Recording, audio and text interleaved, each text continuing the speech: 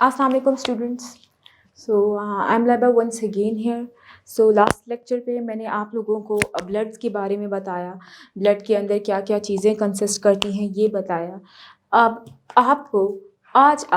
मैं आपको पिछला सारा रिवाइज़ करने के साथ साथ एक चीज़ बताऊंगी कि ब्लड के अंदर प्लाज्मा मौजूद होता है, एथ्रोसाइट्स मौजूद होते हैं, ल्यूकोसाइट्स मौजूद होते हैं, थ्रोम्बोसाइट्स मौजूद होते हैं. ब्लड बहुत एक इम्पॉर्टेंट चीज़ है. ब्लड के बग़ैर आप सर्वाइव नहीं कर सकते.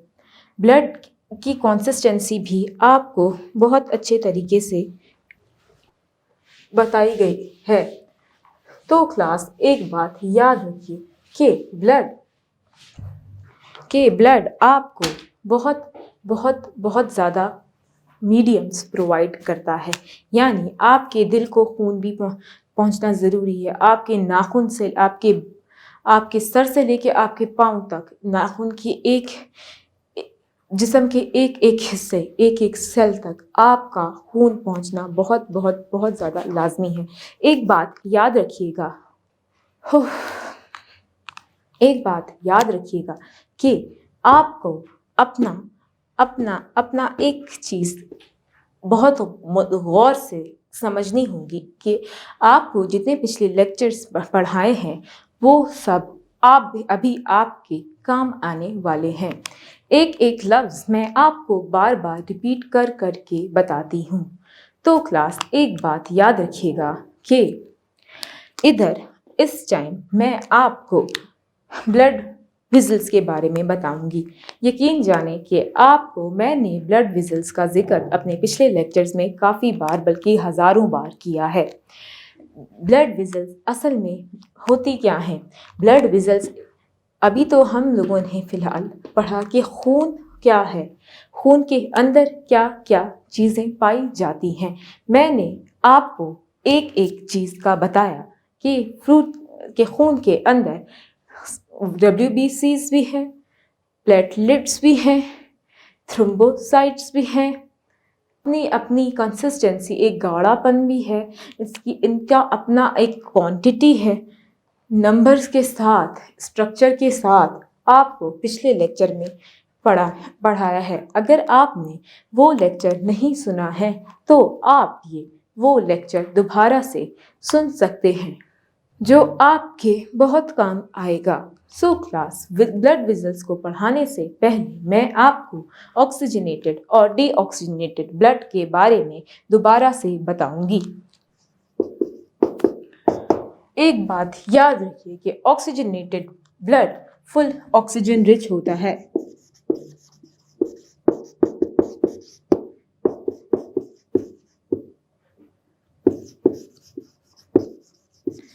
एक बात ये भी याद रखिए कि ऑक्सीजन रिच ब्लड जो होता है वो साफ खून के नाम से मशहूर है.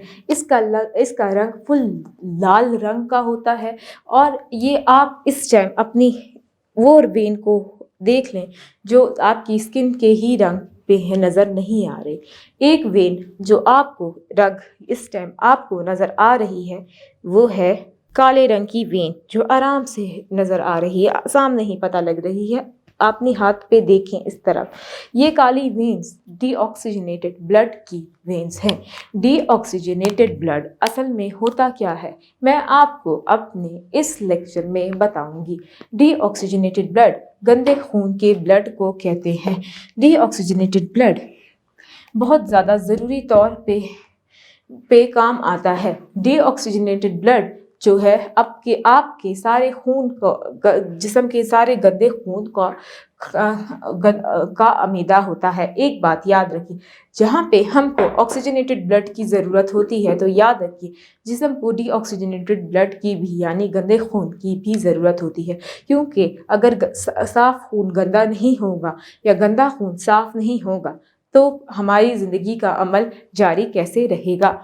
याद रखिए कि ऑक्सीजनेटेड और डीऑक्सीजनेटेड ब्लड से ही हमने इसी को ही डायग्नोस करके बताया कि हमारे जिस्म में ल्यूकोसाइट्स, थ्रोम्बोसाइट्स और प्लेटलेट्स भी मौजूद होते हैं. ये तीनों हुदूद ब्लड RBCs WBCs, प्लेटलेट्स, ये तीनों गुदूद मिल के खून को बनाते हैं। खून के अंदर प्लाज्मा भी मौजूद होता है। खून इस तरह का नहीं है, एक तरह से समझ जाइए, खून इस तरह का नहीं है कि अगर आप अपनी रग काट दें तो खून का असली गाढ़ापन पता लगेगा। खून एक बहुत गाढ़ा लिक्विड है। अगर आपको एक छोटी सी चोट लगती है और आपकी उंगली से खून निकलता है, तो याद रखिए कि उस उंगली से जो पतला सा खून निकल रहा है वो खून असली है ही नहीं। जो असली और गाढ़ा वाला खून जो आपके जिस्म में जो पाया जाता है और जो ज़रूरी भी है, वो बहुत ज़्यादा गाढ़ा और बहुत ज़्यादा चीज़ों से भरा हुआ है। याद रखिए कि इस वाले चैप्टर में और इसमें हम ब्लड वेसल्स यानी खून की नालियों के बारे में पढ़ेंगे। In most vertebrates, there are 3 kinds of blood vessels: arteries, veins, and capillaries. These vessels differ from each other in structure and of their wall, which is related to their function. हमारे blood vessels 3 तरह की होती हैं: arteries, veins और capillaries. Arteries, veins और capillaries एक blood vessels की आम एग्जाम्पल्स हैं। ये ब्लड वेसल्स हमारी पूरे जिस्म में फैली हुई हैं। सबसे पहले मैं आपको आर्टरीज के बारे में बताऊंगी। Arteries are the vessels which have to carry blood from the heart to the tissues of the body. The structure of walls of arteries is related to their function. They are the strongest and thickest wall. इसमें ये बताया है कि ये arteries आपके blood को supply करती है, दिल से ब्लड ले जाके दूसरे ऑर्गन्स तक पहुंचाती है। इसके अलावा आपके ब्लड को दूसरे ऑर्गन्स तक पहुंचाने के अलावा इनका स्ट्रक्चर भी आज इंटरनली यानी इनको काट के आपको साइंटिस्ट ने इनका स्ट्रक्चर भी बताया है। Arteries are related to the structure of walls of arteries related to their function have strongest thickest wall. The arterial walls made up of 3 layers. इसमें ये बताया है कि इसके अंदर स्ट्रॉन्गेस्ट और बहुत अच्छा और ताकतवर निज़ाम अल्लाह ताला ने अंदर से बनाया हुआ है। इसके अलावा मैं आपको आर्टरीज की 3 बेसिक पार्ट्स बताना चाहूँगी। वो ये है: The innermost layer forming the lining of inner surface of arterial wall is called endothelium. The middle layer consists of smooth muscle and elastic tissues. The outermost layer is also elastic, consists of connective tissues. Because of their elastic walls, the arteries are stretched when the blood enters them, then coil slowly. Thus, the blood in the arteries is pushing. The pressure in fluctuates with the heart beat. You can feel pulse if you place your finger on an artery and neck or the wrist. Because of their stronger elastic wall, the arteries are able to withstand high pressure of blood in them. The arteries, on reaching closer to the tissues, divide into arterioles. The arterioles further divide into fine branches, the capillaries. तो class, इसके अंदर 3 parts होते हैं। ये एक पूरी artery है, ये इसके अंदर इसको एक हिस्से से काटा गया है। इसके अंदर एक इलास्टिक लेयर मौजूद होती है। याद रखिए इस जगह पे इलास्टिक लेयर ये आप उस आर्टरी को मोड़ भी सकते हैं आराम से। ये एक इलास्टिक की तरह होती है, इसीलिए इसको इलास्टिक लेयर कहा जाता है। इसके अलावा इसके अंदर बहुत सारी बातें और भी की गई हैं। तो क्लास, आप एक बात बहुत अच्छे से समझ जाइए कि इसके अंदर कनेक्टिव टिश्यूज़ भी होते हैं। कनेक्टिव टिश्यूज़ जो इनको कनेक्ट कर देते हैं एक दूसरे के साथ। इसके अलावा इनके अंदर एंडोथीलियम की एक लेयर होती है। इनका अपना अपना एक स्पेसिफिक फंक्शन है। और अगर आपको आर्टरीज़ को फील करना है तो आप अपने हाथ यानी रिस्ट, इसके अंदर बताया है कि आप इस आर्टरी को ज़ोर से दबाएं तो ये पंप करने लगेगी। इससे आपको ये भी पता लगेगा कि ब्लड का फ़्लो कितना है और ब्लड फ़्लो किस तरीके से जांचा और पढ़ा जा सकता है। आर्टरीज़ के बारे में मैं आपको फिर से एक रिव्यू देती हूँ। आर्टरीज़ हमारी सबसे बड़ी बड़ी ब्लड वेसल्स होती हैं, इनका साइज सबसे बड़ा होता है। और एक बात याद रखिए कि आर्टरीज बहुत इम्पोर्टेंट रोल प्ले करती हैं। याद रखिएगा कि ये ऑक्सीजनेटेड ब्लड पूरा ट्रैवल करती है, जो बुक में नहीं लिखा इसका जिक्र। ऑक्सीजनेटेड ब्लड के अलावा एक वाहिद ऐसी आर्टरी है जो डीऑक्सीजनेटेड ब्लड देती है, वो है पल्मोनरी आर्टरी। याद रखिएगा, ये आर्टरीज हैं हमारी पूरी बॉडी में खून जो फराहम कर रही हैं वो ऑक्सीजनेटेड ब्लड ही फराहम करती हैं। इसके अलावा इसके अंदर कनेक्टिव टिश्यूज़ होते हैं, इसके अंदर एंडोथेलियल टिश्यूज़ भी होते हैं, इसके अंदर इलास्टिक लेयर भी होती है। ये एक अच्छे तरीके से मोड़ ली जा सकती है और ये बहुत इम्पोर्टेंट रोल प्ले करती है। इसके अलावा क्लास में आपको अभी वेन्स पढ़ाना चाहूँगी, फिर उसके बाद हम कैपिलरीज़ पे आएंगे। मैंने कैपिलरीज़ को आखिर में एक वजह से रखा है जो मैं अपने लेक्चर के दरमियान के आखिर में बताऊंगी। At the venous end of the capillary beds, the blood flow back in slightly trickle vessels called venules. The venules join together to form larger vessels, the veins, which ultimately transport the blood from the tissue back to the heart. The walls of veins, like those arteries, are also three-layered, but they are elastic and more pliable. Walls of veins are thin and most elastic. Then an empty vein collapse, whereas the empty artery does not collapse. Veins are provided with walls and check back the flow of blood. ये इसमें ये बताया है कि ये veins flow of blood को check करती हैं। इसके अलावा वॉल्स के अंदर भी वेन ही जाती है। वेन ही एक मीडियम है जो वॉल्व्स यानी हार्ट के अंदर तक भी जाती हैं और इसीलिए इनको आर्टरी से अलग रखा है ताकि ये और आर्टरी मिक्स ना हो जाए। याद रखिए, सबसे पहले वेन्स बड़ी हैं, सबसे पहले आर्टरीज बड़ी हैं, फिर उसके बाद वेन्स, फिर उसके बाद कैपिलरीज। वैसे इसका काम क्या है? कैपिलरीज जब सारा खून दे देता है तो ये डीऑक्सीजनेटेड गंदा खून सारे के सारे ऑर्गन से कलेक्ट करती हैं। याद रखिएगा कि ये इनका काम ये है कि ये वेन्स जो हैं बहुत ज़्यादा गंदा खून जो जिस्म में जमा होता है वो कलेक्ट करती हैं। इसका भी स्ट्रक्चर मैं आपको बना के दिखाऊंगी जो आर्टरी से ही मिलता जुलता है।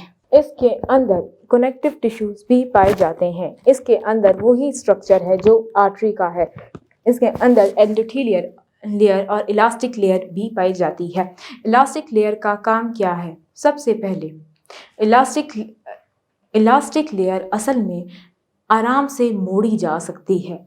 जैसे कि आर्टरी एक बहुत सबसे बड़ी होती है, उसके साइज़ के मामले में मैं पहले बात करना चाहूँगी कि सबसे पहले आर्टरी बड़ी होती है, फिर उसके बाद वेन्स बड़ी होती हैं और फिर उसके बाद कैपिलरीज, यानी आर्टरीज वेन्स से ज़्यादा बड़ी, मोटी और बड़ी होती हैं। यह अगर हम थिकनेस और इसकी चौड़ाई के बारे में बात करें तो इसके अलावा वेन्स आपका डीऑक्सीजनेटेड ब्लड हर जगह से जो कैपिलरीज ने पहुंचाया हुआ होता है वो डीऑक्सीजनेटेड ब्लड निकाल के ले जाती हैं। याद रखिए कि ऑर्गन्स को गंदा खून प्रोवाइड करने का काम सिर्फ और सिर्फ ब्लड वेसल्स में वेन्स का है, जो गंदा खून सारा प्रोवाइड करके उनका सारा गंदा खून, जब वो गंदा खून बना लेते हैं तो उनसे लेके सारा दिल के पास ले जाती हैं, फिर आर्टरी लेती हैं और आर्टरी सारे जिस्म के अंदर साफ खून पहुंचाती हैं। याद रखिए, लेकिन हमारे जिस्म में एक वाहिद ऐसी वेन है जो साफ खून उठाती है, वो है pulmonary vein. Pulmonary vein lungs से कनेक्टेड है। याद रखिएगा, मैंने आपको अपने पिछले लेक्चर में ये बात 3 से 4 मरतबा बताई कि पल्मोनरी एक वाहिद ऐसी आर्टरी और वेन है। पल्मोनरी वेन, पल्मोनरी आर्टरी, ये दोनों वाहिद ऐसी आर्टरीज हैं, जो वाहिद ऐसी आर्टरी और वेन्स है जो एक दूसरे का काम उल्टा कर रही है। यानी कि पल्मोनरी आर्टरी आपको डीऑक्सीजनेटेड ब्लड उठाती हुई नज़र आएगी और पल्मोनरी वेन آپ کو آکسیجنیٹڈ بلڈ اٹھاتے ہوئے نظر آئے گی۔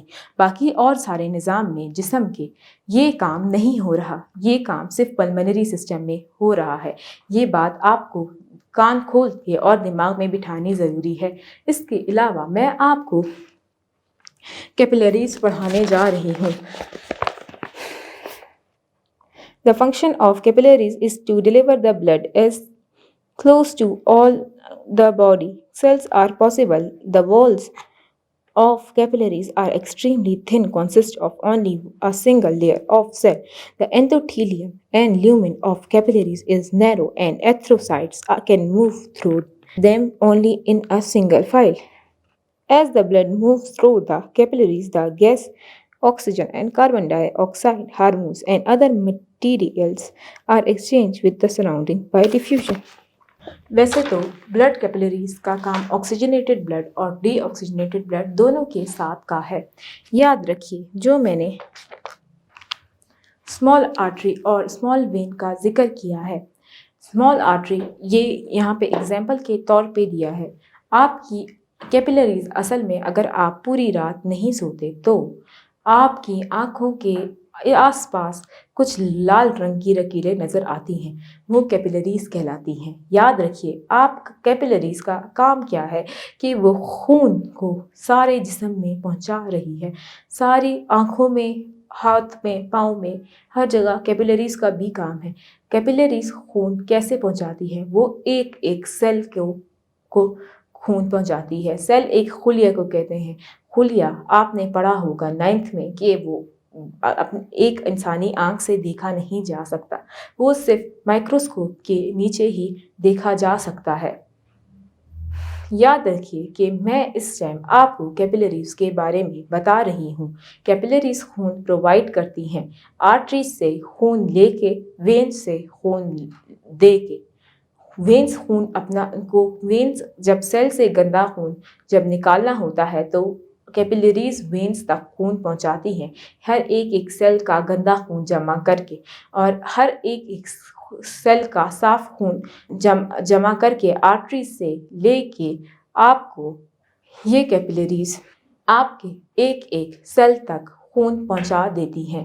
یہ بہت امپورٹنٹ اور بہت زیادہ مشکل عمل ہے جو کیپلریز ایک سیل کو ہمارے جسم کے چاہے وہ بالوں کا کیوں نہ ہو، چاہے وہ ہڈیوں میں کیوں نہ ہو، چاہے وہ ہمارے ایک جسم کے حصے میں کیوں نہ ہو، یہ وہ بلڈ سب کا سب وہ صرف اور صرف کیپلریز کے ذریعے ہی پہنچتا ہے۔ یاد رکھیے کہ بلڈ پہنچانے والا صرف ایک ہی سسٹم ہے، وہ ہے بلڈ ویسلز۔ میں نے آپ کو اپنے آج کے لیکچر میں بہت کچھ پڑھایا۔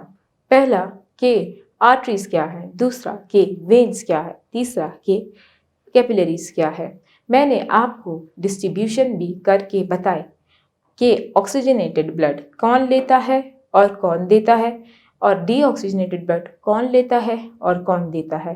آکسیجنیٹڈ بلڈ بہت زیادہ کمپلیکس اور مشکل طریقہ ہے کہ وہ ہارٹ سے بلڈ آکسیجنیٹڈ ہو کے آکسیجن لنگ سے لے کے ہارٹ تک اور ہارٹ سے لے کے آکسیجنیٹڈ ہو کے ایک سیل تک کیپلریز کے ذریعے پہنچتا ہے۔ اس سے پہلے ایک آرگن تک آرٹریز کے ذریعے پہنچتا ہے، اور ایک بوند ایک ذرہ جو گندے خون کا ہوتا ہے وہ واپس ہارٹ میں صرف اور صرف 2 چیزوں کی مدد سے جاتا ہے، اور وہ ہے وینز۔